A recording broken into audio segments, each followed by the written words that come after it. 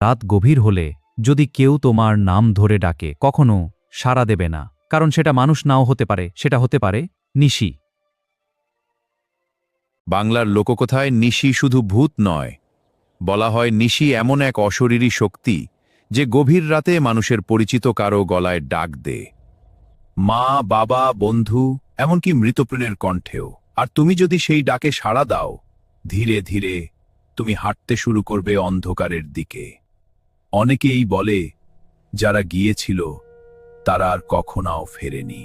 গ্রামের বয়স্ক মানুষরা একটা কথা আজও বলেন, নিশি কখনো একবার ডাকে না।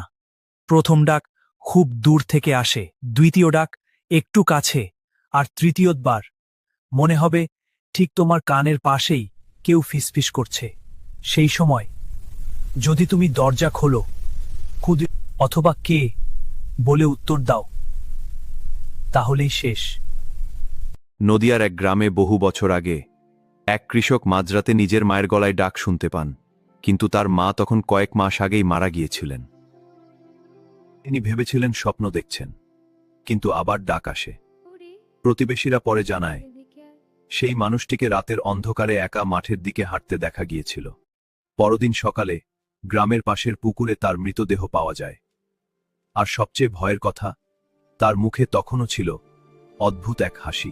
লোকবিশ্বাস অনুযায়ী নিশি নাকি একা আসে না, তান্ত্রিক সাধনা, অপূর্ণ আত্মা অথবা অভিশপ্ত মৃত্যুর সঙ্গে এর সম্পর্ক আছে বলে অনেকে মনে করেন।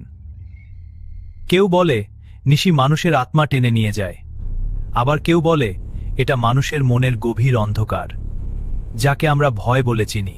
আজও বাংলার অনেক গ্রামে গভীর রাতে কেউ নাম ধরে ডাকলে মানুষ সঙ্গে সঙ্গে সাড়া দেয় না, কারণ তারা জানে সব ডাক মানুষের নয়। আর হয়তো আজ রাতেও কেউ একজন তোমার নাম ধরে ডাকবে।